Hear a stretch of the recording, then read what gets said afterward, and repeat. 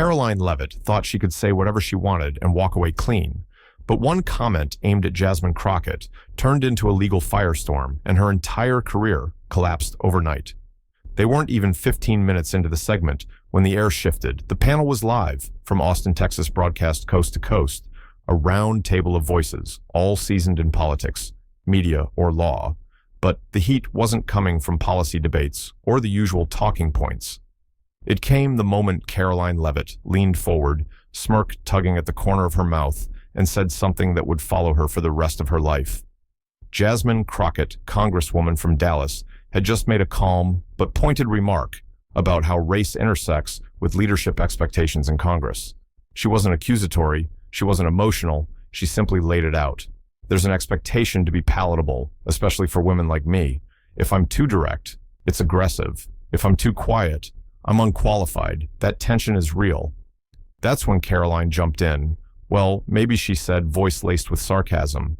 If some people stopped playing the victim and actually acted like leaders, instead of running a victimhood campaign, we'd get more respect in politics. A pause. Jasmine's brow furrowed, not a word spoken, yet the moderator cleared her throat. Karoline wasn't done.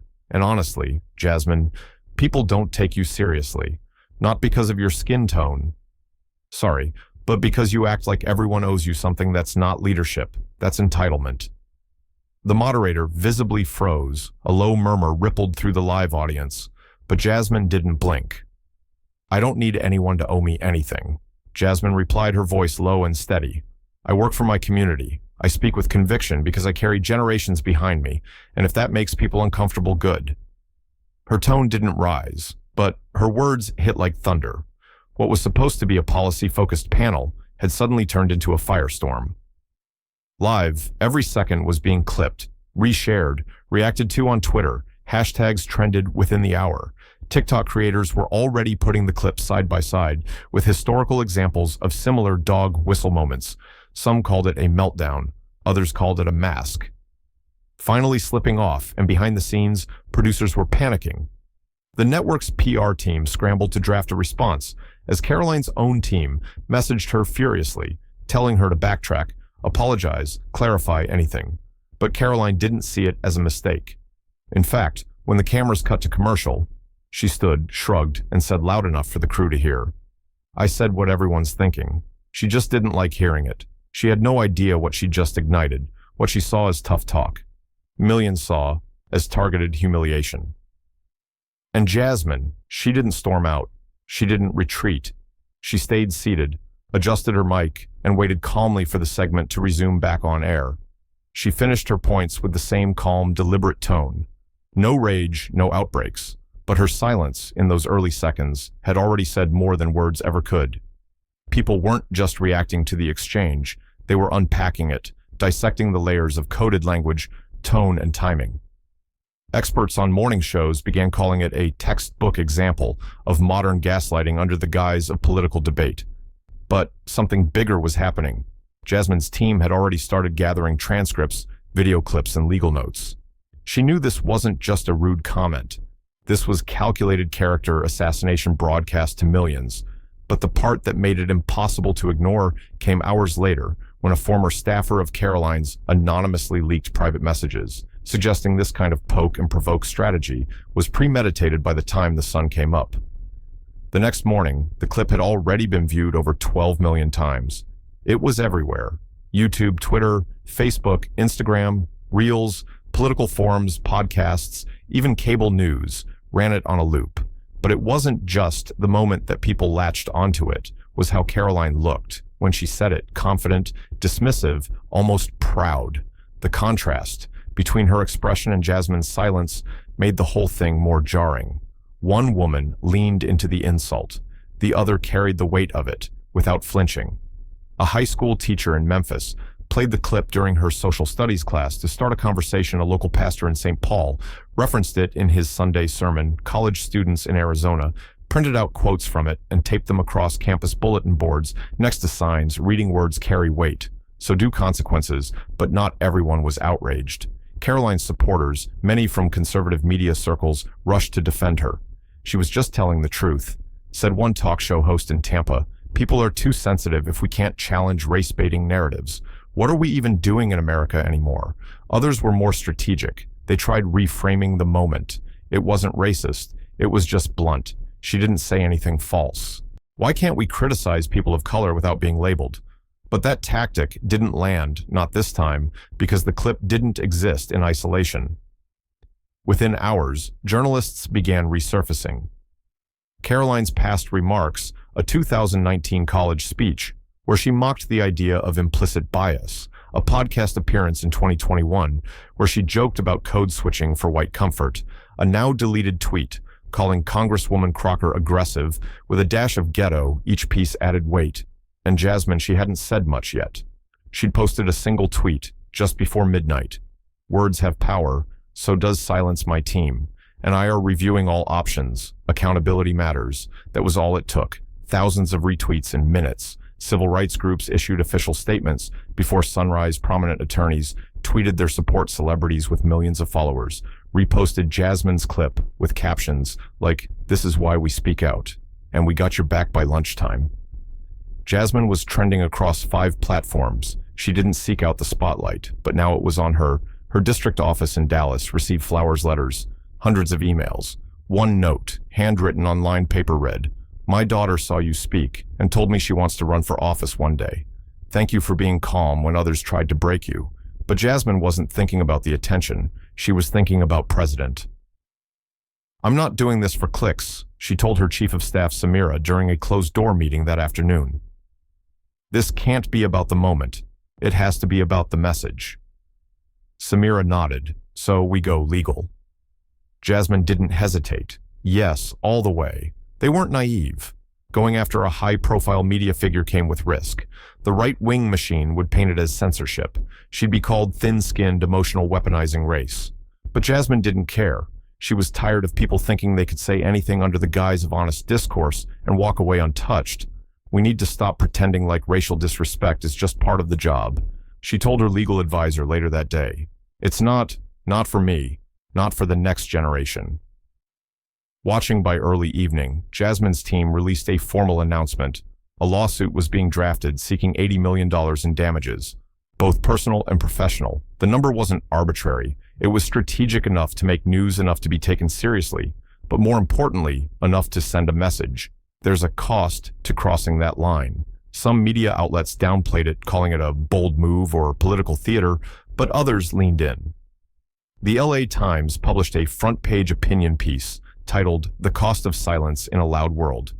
NPR ran a segment on coded language and how it affects Black women in politics. The conversation was changing, and Jasmine was at the center of it. But what no one saw coming was how fast Karoline's empire would start to crumble once corporate sponsors began to weigh in.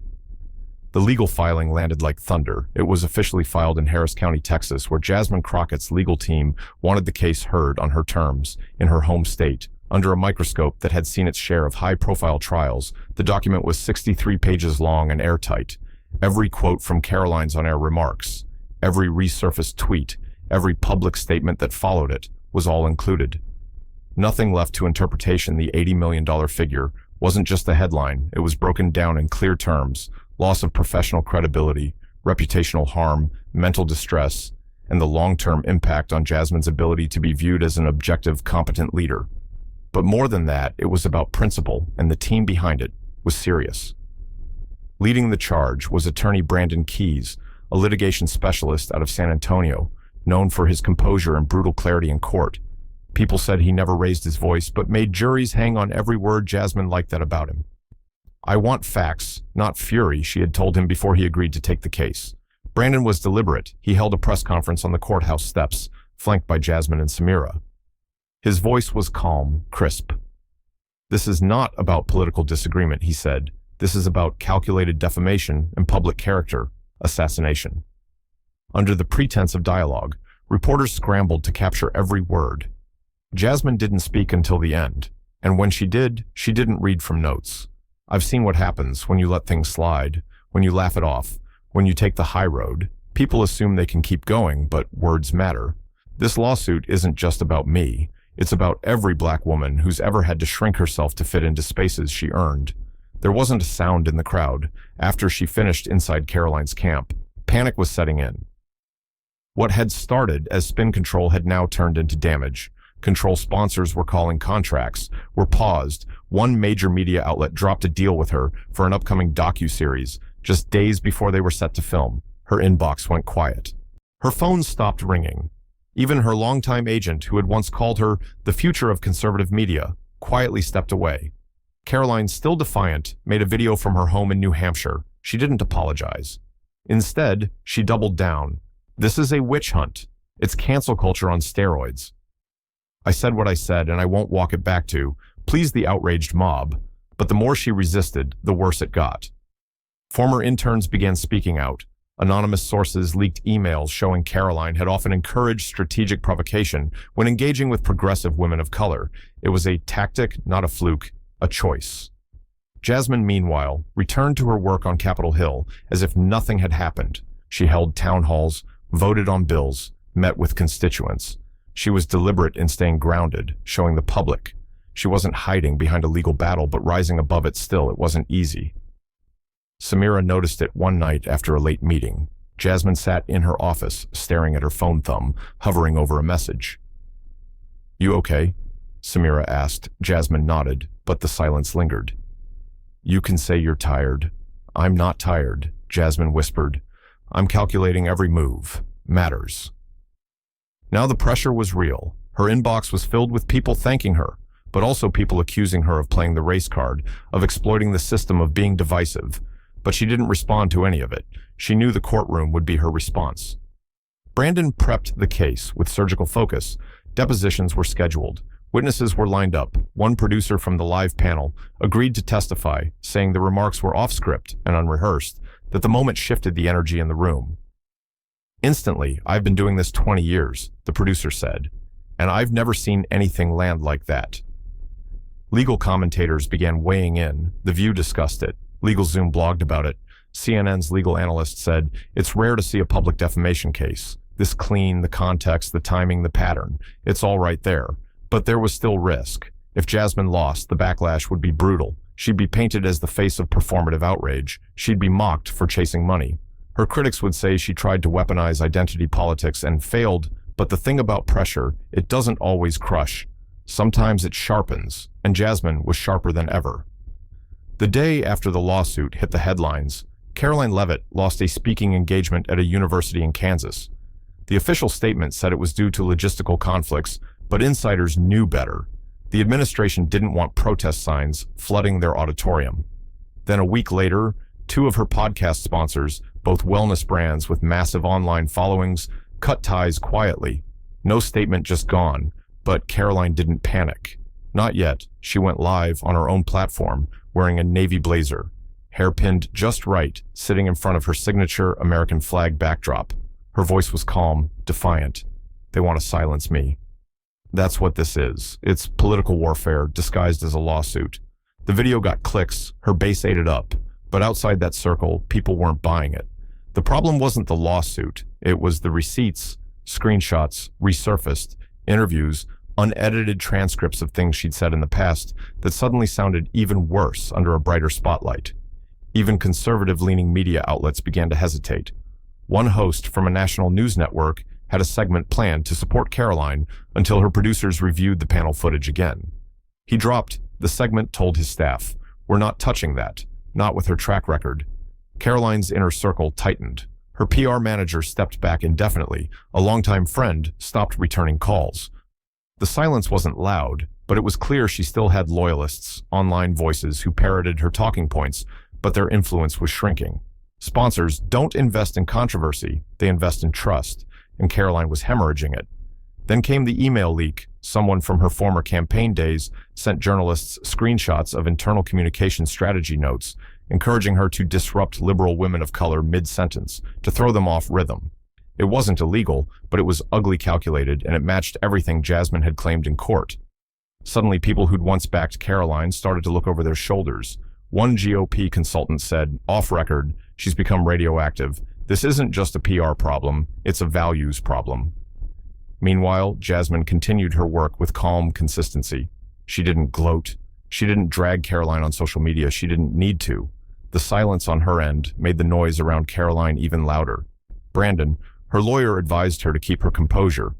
The court of public opinion is watching. Stay measured, and she did until a Saturday morning interview changed everything. Karoline appeared on a fringe digital news show. She was smiling, laughing, trying to look unbothered. But then the host said, "A lot of people feel like you were just saying what everyone thinks, especially about Jasmine Crockett." Let's be honest, people are tired of the race narrative. Karoline didn't correct him. She leaned back and chuckled. "Well, I won't say you're wrong. That 10-second clip went viral by nightfall. And this time, it wasn't just political backlash. It was personal. Jasmine's team was flooded with angry calls and support from educators, veterans, single mothers, and former congressional interns. People who had had enough of being told their identity was a narrative." Samira printed the transcript out and dropped it on Jasmine's desk. "She's spiraling." Samira said. Jasmine barely glanced at the paper. She already fell. Now she's just making dust, and still the legal machine kept moving. Karoline's team tried to file a motion to dismiss the case, claiming it was an attack on her First Amendment rights, but the judge denied it. The court date was officially set, and behind the scenes, more people began to defect. A former assistant quietly contacted Brandon's office, offering to testify about the deliberate baiting strategy used in Karoline's media appearances. Someone else, an intern who once helped prep Karoline's panel notes, turned over files showing she had pre-written jabs to use if certain talking points came up in short. This wasn't spontaneous. It was planned, and that changed everything by the end of the month.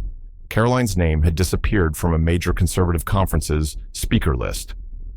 One of her book publishers dropped negotiations. Her brand was collapsing, not because Jasmine tore it down, but because the foundation had never been solid to begin with. But the public wasn't done watching, and Jasmine wasn't done speaking. Her voice was only getting louder, and her message was about to reach places Karoline never could. People were no longer whispering. They were talking out loud in meetings, in classrooms, in front yards, and barbershops, and the more they talked, the clearer it became. This wasn't about just one comment, or even just one woman. It had become a mirror held up to the entire conversation about race, respect, and public conduct. In America, in Phoenix, a city council meeting that had nothing to do with the lawsuit opened with a speaker referencing Jasmine's case in Nashville. A group of middle school students wrote essays for a Black History Month project about leadership, and nearly half of them chose Jasmine Crockett as their subject. The moment had turned into a movement cable. Networks tried to keep up. Every panel had something to say. But what surprised people was who started shifting their tone, formerly neutral or conservative. Leaning voices began acknowledging that Karoline's pattern of behavior had crossed a line, not because it was popular to say so, but because they were seeing it through the eyes of their daughters, their students, their colleagues. She didn't even flinch when it happened. One commentator said during a live panel, "That's what got me." Jasmine didn't raise her voice. She didn't play to the camera. She held the weight of it, and she stood still. The stillness. People kept coming back to that. It became symbolic, a freeze frame that said, "I'm used to this, but I'm not accepting it anymore." Civil rights organizations began holding town halls, not protests, conversations. A college in Oregon hosted a roundtable discussion called Respect in Public Discourse. Beyond the surface. Jasmine didn't attend, but her name came up more than 30 times in the session. And when the moderator asked, "What does strength in leadership look like?" a young student replied, "It looks like knowing when to speak and when not to dignify nonsense." Meanwhile, Karoline's reputation kept taking hits. A viral post from a former roommate described Karoline as someone who treated confrontation like sport and often used identity as a target, not a topic. Another former collaborator posted a story about a media training session where Karoline had practiced interrupting opponents, specifically women of color, to throw them off balance. It wasn't hearsay anymore. It was a chorus. Karoline's defenders thinned out. A few remained loud online, but the momentum had shifted. The lawsuit wasn't a political chess move anymore. It was personal, tangible. It meant something. Back in Dallas, Jasmine stayed on schedule. She held meetings, visited schools, and attended community fundraisers. But she felt the shift too at a small community event in Garland. An older woman walked up to her and handed her a plastic bag with a pair of earrings inside. "My mother gave me these when I turned 30, said they were for speaking your truth. You wear them now." Jasmine tried to decline, but the woman shook her head. Don't give them back. Just pass them forward when it's time. It was that kind of response that meant the most. Not the retweets, not the headlines, the quiet affirmations, the real ones. Brandon noticed it too. He pulled Jasmine aside after a morning strategy call. What people are seeing now, he asked. They're seeing you as someone who didn't let the insult be the end of the story. Jasmine gave him a look. It wasn't the insult I was worried about, it was the pattern. And she was right. The power in the case wasn't just about what Karoline said, but about the environment that allowed her to keep saying it over and over without consequence. Now that silence was broken, public school teachers brought up the case during staff trainings about language and inclusion. A nonprofit in Minneapolis named Jasmine their Woman of the Year for challenging a culture of quiet endurance with unapologetic resolve. And while Jasmine didn't go on talk shows or do press tours, her voice still carried at a youth summit in Tulsa. She gave a short speech that later trended on social media. She said, "I didn't sue to make a name for myself. I sued because every now and then you have to say enough, pretending like some lines aren't real enough, acting like we're too fragile to demand respect. I didn't want a spotlight. I wanted a standard." But while Jasmine's message was lifting people up, Karoline was sliding further down, and her next move would only make things worse. There was a kind of quiet that settled in once the cameras were gone. Not the peaceful kind, this one was heavy. Jasmine felt it most late at night when the house was still, and she was no longer Congresswoman Crockett on the floor of the House, or the voice in viral clips. Just Jasmine, a daughter, a woman alone with the noise in her head. She didn't cry, but she hadn't really slept either. The fight was necessary, but that didn't mean it wasn't exhausting. Her father called her that. Sunday, Leroy Crockett had seen his share of fights. He'd marched during the 70s, been arrested in Baton Rouge during a sit, and his voice was raspy now, slower than it used to be, but it still had the weight of truth behind it. "You holding up, baby? I'm all right," she answered. "You sure?" "No, but I'm still standing." He let out a low chuckle. "That's what we do. We stand there." Was a pause. Then he said something she hadn't expected. "You remind me of your grandmother that stopped her." "Why?" "Because she never raised her voice either. But when she looked at you, you knew exactly where she stood. Same eyes. You got." "Now?" Jasmine swallowed hard. She didn't respond, but she held on to that, the lawsuit, the public pressure, the commentary. It was a storm, but she wasn't new to storms. What she had to keep reminding herself was that it wasn't just her name on the line anymore. It was the weight of every woman who had ever been told to be quiet, to play nice, to sit down. That was the part that kept her from giving into fatigue. Samira was the only one who saw her during the in-between moments. The late-night strategy meetings. The paused spoon halfway to her mouth because another call came in the silence after reading another anonymous email saying she was too loud for someone who doesn't belong one night. Samira said, "You ever think about just walking away from all of this?" Jasmine looked at her every day. Then I remember who's watching. The team had grown closer, more protective. Brandon began taking extra care with press responses, knowing how quickly things could be spun. Jasmine's phone barely left her side. Each text, each headline, each email had the potential to be another landmine. But there were moments of light too. A college student from Oakland sent a handmade card. It was just construction paper glitter and a short note. "You looked like someone I want to be when I grow up. Please don't stop." Jasmine kept that one, tucked it in her wallet. Meanwhile, Karoline was unraveling, though she'd never admitted it out loud inside her Connecticut home. She was snapping at her assistants. She didn't trust her new PR rep, who kept telling her to go silent for a few weeks. She'd started arguing with her fiancé, more accusing him of not standing by her publicly. He'd replied, "What am I supposed to say, that people misunderstood what you said? They didn't." The wall was closing in. She gave another podcast interview this time. Her voice trembled ever so slightly. "I just think this is all blown out of proportion. I mean, if we're going to sue people over opinions, what's next?" But no one was buying the opinion defense anymore because it wasn't about opinion. It was about pattern. It was about intent. It was about harm. And Jasmine's legal team was building a stronger case every day. Another former employee reached out with a voice recording of a meeting where Karoline laughed while reading hate mail addressed to black female politicians. She called it free content. It wasn't just the lawsuit anymore. It was a character study, and Karoline was failing the test. But Jasmine kept her focus. She spent hours reviewing testimonies, prepping with Brandon, making sure every sentence she had ever spoken about the case could stand on its own. No slip UPS, no contradictions. She knew how they'd come for her if she made even the smallest misstep. "I didn't come this far to trip on a cracked sidewalk," she said during one of their prep sessions. Brandon smiled. "You won't. You walk like someone who's been watching the ground her whole life." But while Jasmine was steadying her steps, Karoline was about to make one misstep too many. And this time, even her remaining allies wouldn't follow. She still had a few people in her corner, loud ones online. Mostly they cheered when she showed up on fringe news sites. They shared clips of her interviews with hashtags like Shaw Truth Teller and Shush Free Speech under fire. But inside the walls of Karoline Leavitt's life, things were crumbling faster than she could fix them. It was a Wednesday afternoon when she made her last real attempt to fight back. She went live on her personal channel, unfiltered, no network, no PR edits, just Karoline in her home office, hair pulled back, dark circles under her eyes, voice sharp. "I'm done being polite," she said. "I'm done. Letting the left twist this into something it's not. I didn't attack Jasmine Crockett. I challenged her.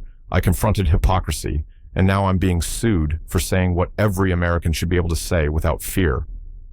She paused, took a sip from a mug strategically placed in frame with an American flag printed on it. "She's not hurt. She's playing a role. This is about silencing dissent. They want people like me gone canceled, but I'm not going anywhere." The comments filled up fast, some supportive, others. Brutal screenshots flooded Twitter within the hour. But the backlash wasn't just from critics anymore. Her remaining agent officially terminated their contract 30 minutes after the stream ended. A political action committee that had once raised money for her future Senate ambitions scrubbed her name from their list.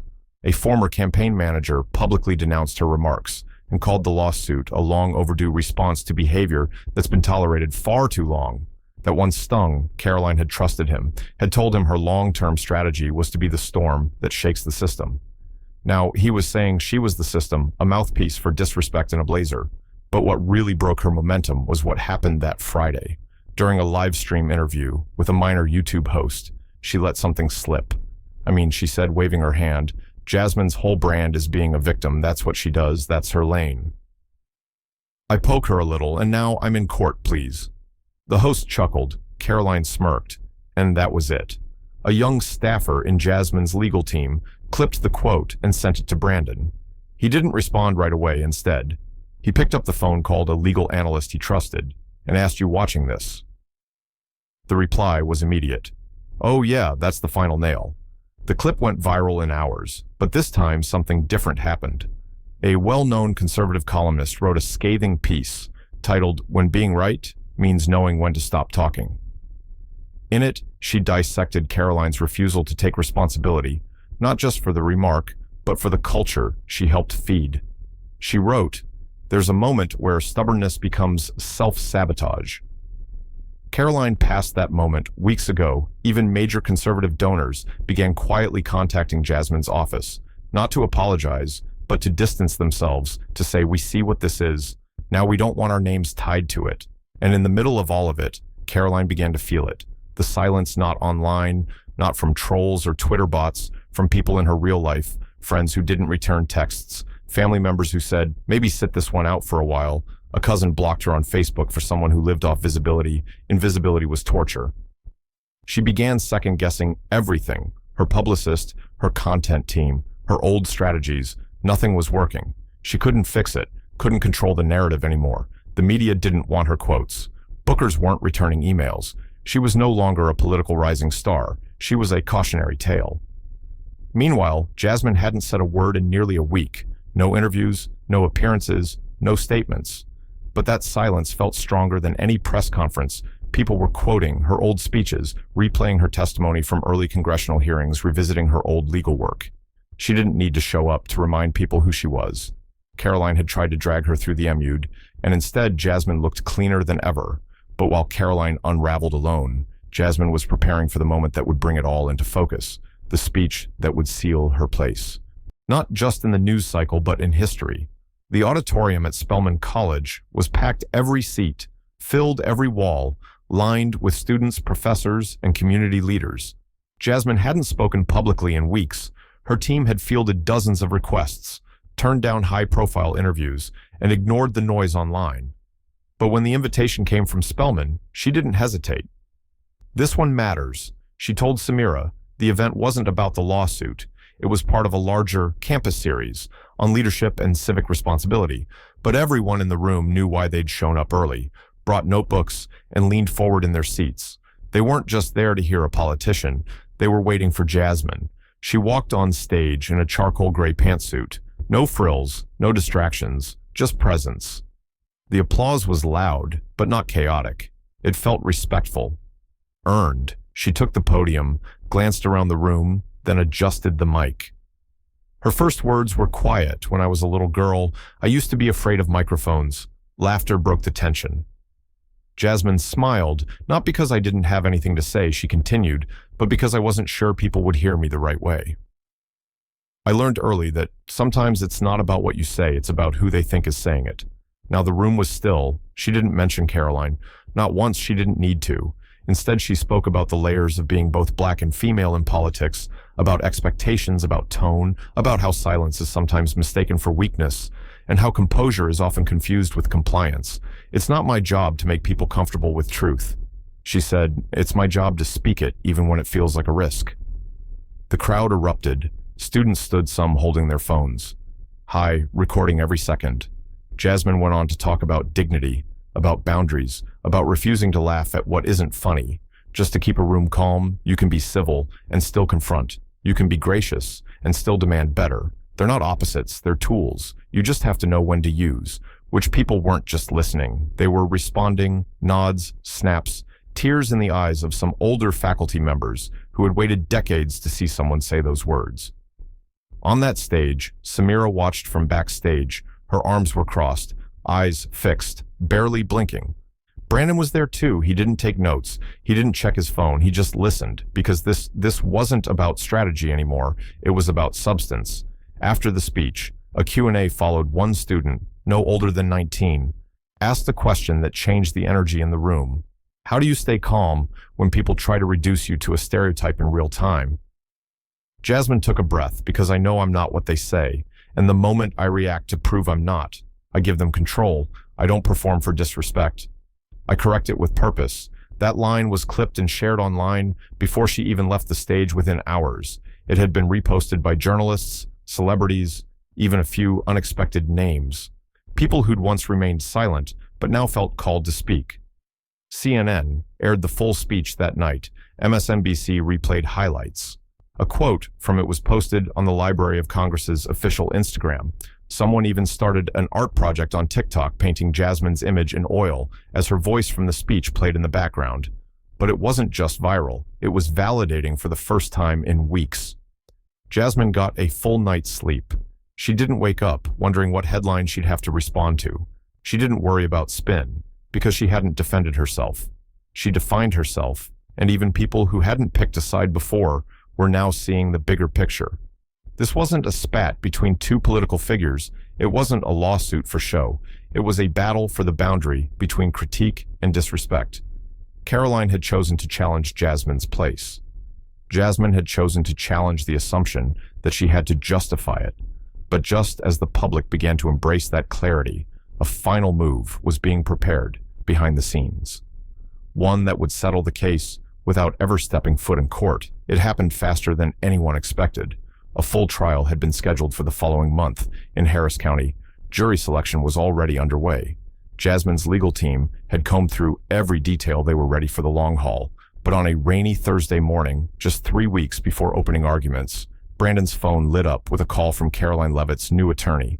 They wanted to settle. No public trial, no cameras, no headlines, just quiet paperwork, NDAs, and a number. Brandon said nothing for a moment, then put it in writing. 2 hours later, the offer came through 8 figures. No admission of wrongdoing, but a full financial settlement, plus an agreement that Karoline would step down from all current public-facing roles for a minimum of 24 months. No new podcasts, no interviews, no television appearances. Silence when Brandon showed Jasmine the numbers. She looked at him, unblinking.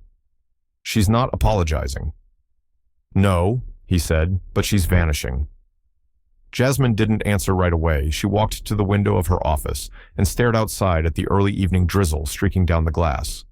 Samira sat silently across from her arms, folded after a full minute. Jasmine turned. "We're not doing this for the money. If I sign this, it's to move forward, not to let her off easy." Brandon nodded. "She's not off easy, she's done." And he was right, within 48 hours. The agreement was signed. The terms were sealed. Karoline released a generic statement through her attorney saying she was choosing to focus on her personal life and taking a step back from political media to reflect. No interview followed, no live stream, no angry rebuttal for someone who had once made her living in the spotlight. The silence felt like an erasure, but Jasmine's silence had been louder, and now it was final. The media had mixed reactions. Some outlets praised the closure. Others wished for a public reckoning. But the people who mattered, those who'd followed the case from the start, understood what had just happened. The woman who had made a career out of provocation had finally run out of places to point the blame. And Jasmine, she didn't throw a celebration. She didn't post a victory video. She kept her routine town halls, committee meetings, school visits. But there was a lightness in her shoulders now. A difference people could feel one night during a speech at a community center in Waco. Someone asked her how she felt about the outcome. She smiled, not smug, not triumphant, just certain. "I didn't need a courtroom to prove my worth. I needed the world to see that lines still exist and that crossing them comes with cost." A few claps turned into a standing ovation, and outside that building, something shifted. People started using her name as a reference point, not just in politics, but in everyday situations. Parents told their daughters, "Speak like Jasmine." Teachers reminded students, "Lead like Jasmine." Local councils quoted her in resolutions about respect and accountability. She hadn't won a media war, she won a cultural moment, and perhaps most importantly, she didn't lose herself in the process. As for Karoline, she disappeared from the airwaves. Sponsors didn't come back. Her podcast feed went inactive. Her name stopped trending. The public didn't forget, but they moved on without her because this wasn't about taking someone down.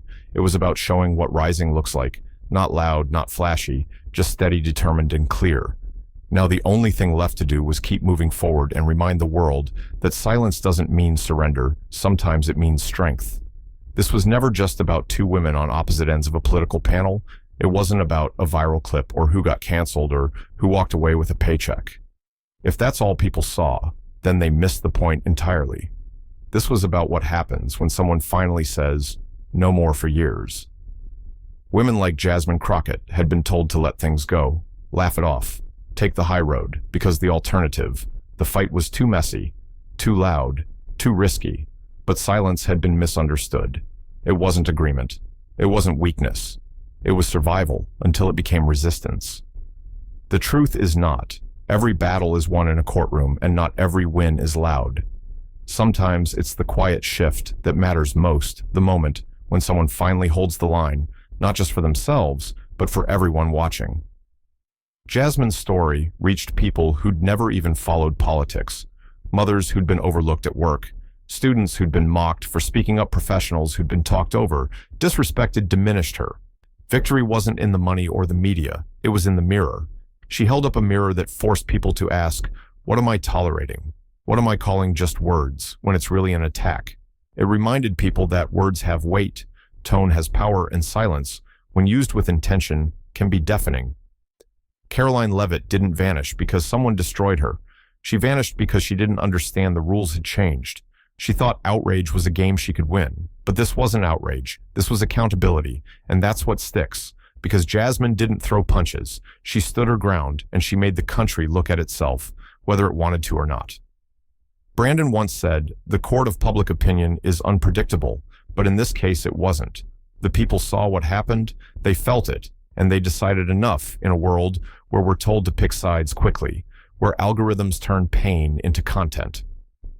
Jasmine showed what it looks like to move with intention, with dignity. She taught us that you don't have to shout to be heard, you don't have to burn bridges to hold people accountable, you just have to stay firm long enough for the truth to catch up. And when it does, it doesn't need a spotlight. It carries its own light. So if you're watching this and wondering what to do when someone tries to reduce you, silence you, or distort you, remember this story. Remember Jasmine's stillness, her focus, her decision to choose clarity over chaos. And then ask yourself, where do I need to draw the line? Because once you do, the world starts to rearrange around it. If this story made you pause, reflect, or feel seen, don't keep that to yourself. Share it, talk about it, use it. And if you haven't already, subscribe for more stories that speak truth without yelling, and remind us what real strength looks like.